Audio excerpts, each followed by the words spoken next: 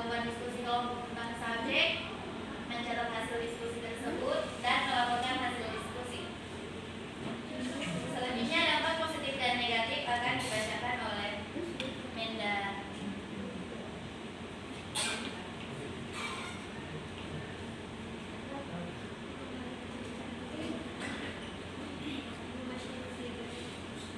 Selanjutnya dampak positif.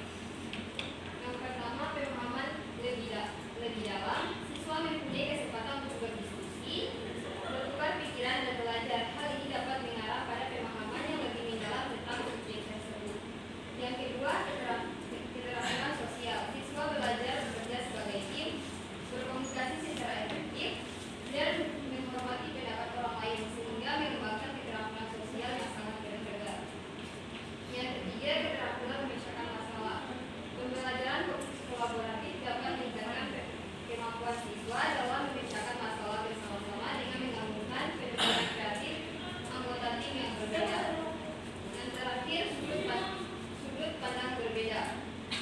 Siswa dengan latar belakang dan perspektif berbeda dapat membawa perspektif baru dan beragam dalam pembelajaran. Yang selanjutnya, dampak negatif. Yang pertama, kesulitan dalam koordinasi, mengatur waktu dan menjadwalkan pertemuan tim bisa jadi sulit, terutama jika anggota memiliki jadwal atau lokasi yang berbeda. Yang kedua, dominasi grup. Beberapa siswa mungkin mendominasi diskusi, sementara yang lain merasa sulit untuk berpartisipasi aktif. Yang ketiga, ketidakseimbangan kontribusi. Ada risiko bahwa beberapa anggota tim akan berkontribusi lebih dari yang lain, sehingga menyebabkan frustasi dan perasaan tidak baik. Yang terakhir, perbedaan pendapat. Konflik atau perselisihan dalam suatu kelompok dapat menghambat pembelajaran yang efektif dan tertangani dengan baik. Penting untuk diingat bahwa efektivitas pembelajaran kolaboratif sangat bergantung pada bagaimana pendekatan ini diterapkan.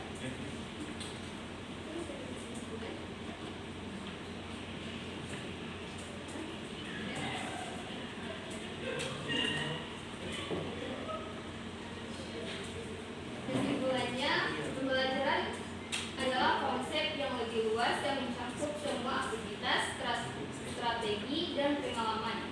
Sedangkan belajar adalah suatu proses kognitif dan perilaku di mana individu memperoleh pengetahuan. Pembelajaran kolaboratif adalah metode pembelajaran yang berfokus pada kerjasama siswa dalam mempelajari suatu ilmu pengetahuan dengan cara bekerja sama, dan metode ini memiliki beberapa tahap. Metode ini memiliki dampak positif seperti meningkatkan keterampilan sosial dan pemahaman dari sudut pandang yang berbeda. Akan tetapi, metode ini memiliki dampak negatif seperti ketidakseimbangan kontribusi dan perbedaan pendapat. Tahap selanjutnya akan pemberian contoh antara pelajar dan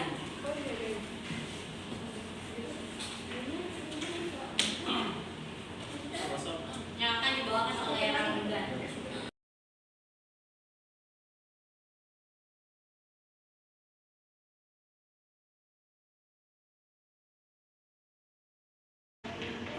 Baik, assalamualaikum warahmatullahi wabarakatuh.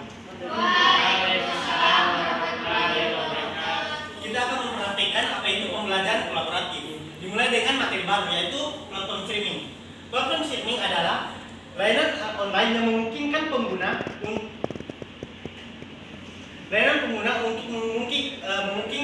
untuk menonton video, mendengarkan musik, atau mengakses konten multimedia secara langsung melalui internet. Platform streaming telah mengubah lanskap media dan hiburan secara drastis dalam beberapa akhir tahun ini.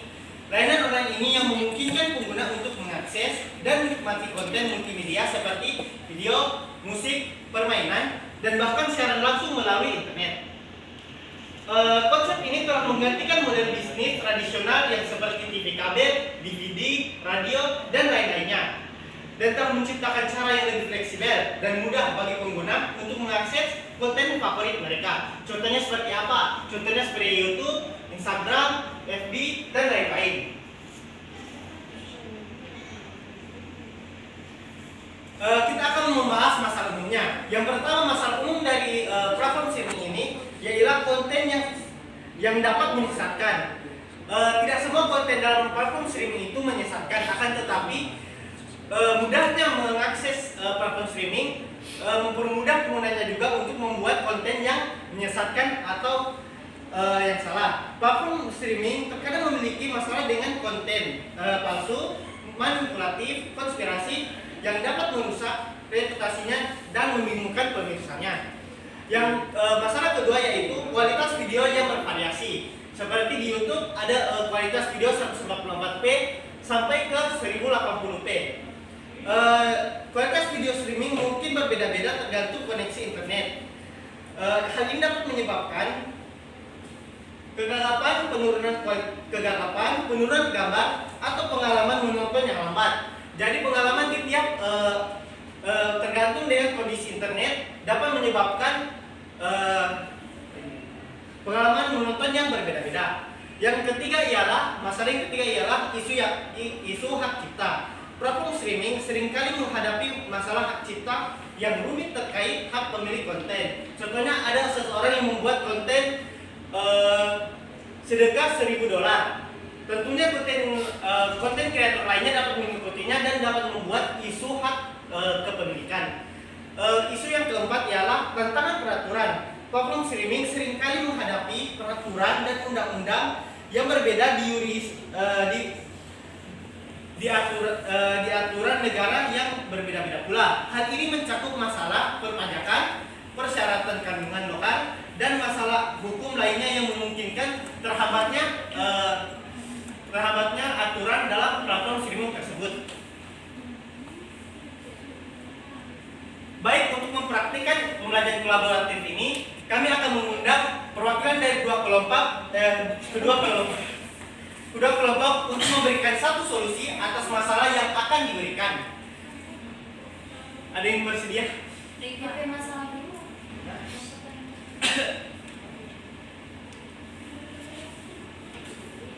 Baik, nama Kak siapa?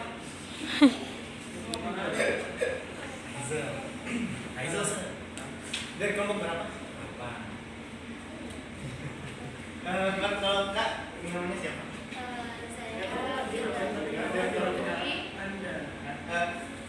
Saya Fida. Dari kelompok? Dari kelompok 8 juga. Dari kelompok. Oh, saya kelompok 7.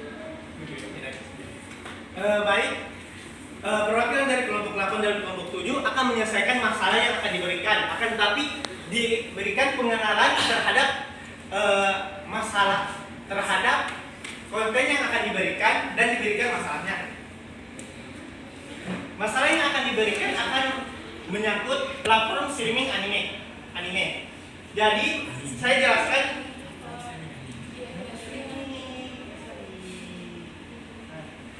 Saya akan memberikan informasi mendasar. Anime adalah istilah yang digunakan untuk menggambarkan suatu bentuk animasi yang berasal dari Jepang. Anime itu berasal dari kata animation dan Jepung. Jadi anime. Begitu. Namun dalam konteks internasional mengacu pada artian yang secara khusus, yaitu animasi yang diproduksi di Jepang atau memiliki gaya dan pengaruh dari Jepang. Sedangkan platform streaming anime ialah layanan online yang menyediakan akses kepada pengguna untuk menonton berbagai judul anime, animasi Jepang secara langsung melalui internet. Platform ini menyediakan berbagai koleksi anime, termasuk seri TV, film animasi, OVA, original video animation, dan bahkan kadang-kadang drama live action seperti Gintama live action dan Zom 100 live action. Baik. Masalah yang diberikan kepada perwakilan kelompok 8 dan 7 ialah peretasan dan konten tidak pantas. Saya jelaskan kembali, peretasan itu pelanggaran hak cipta. Platform streaming sering menjadi sasaran pembajakan, di mana konten berhak cipta diunggah dan dibagikan secara legal. Contohnya apa? Otaku desu, serai hadapku itu adalah Itu banyak. Tidak legal.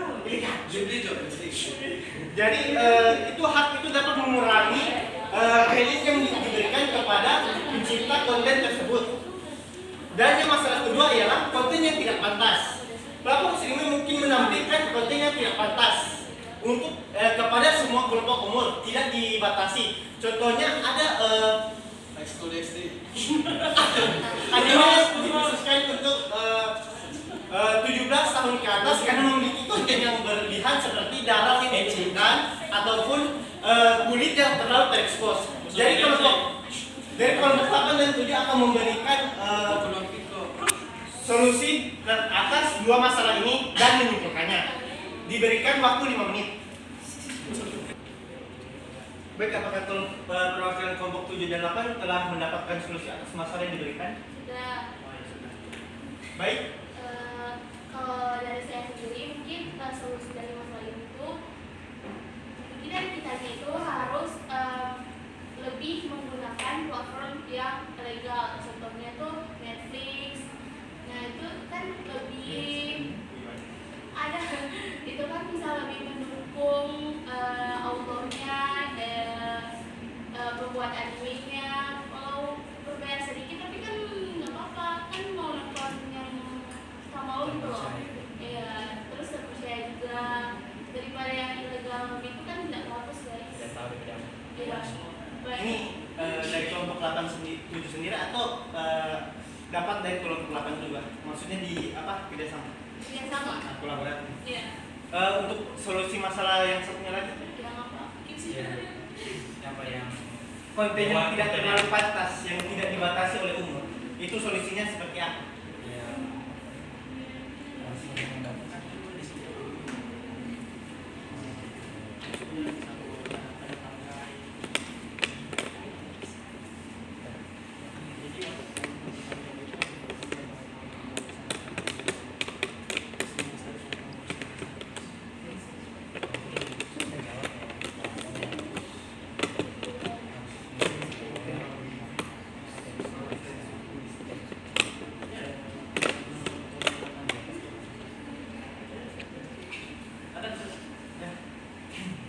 Baik, apa solusi buat masalah satunya lagi?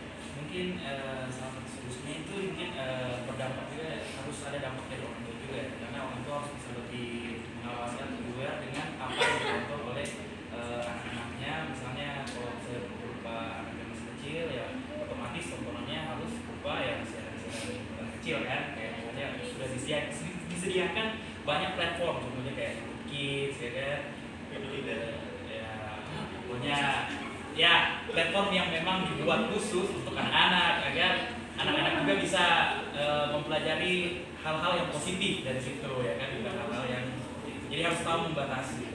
Jadi orang tua berperan penting dalam menjaga terhadap konten yang tidak pantas. Baik, kita berikan aplaus kepada yang sudah. Baik, itu adalah contoh dari pembelajaran kolaboratif. Mereka menggabungkan, mereka memberikan bekerjasama dalam menemukan solusi atas masalah yang diberikan. Itu adalah contoh dari pembelajaran kolaboratif. Sudah ya?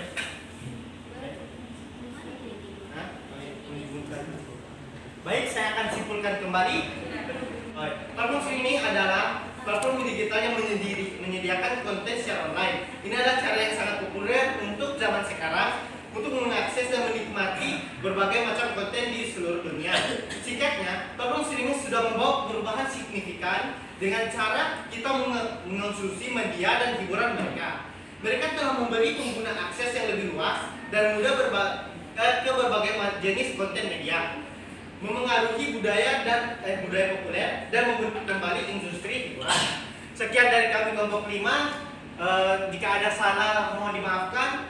Wassalamualaikum warahmatullahi wabarakatuh. Waalaikumsalam warahmatullahi wabarakatuh.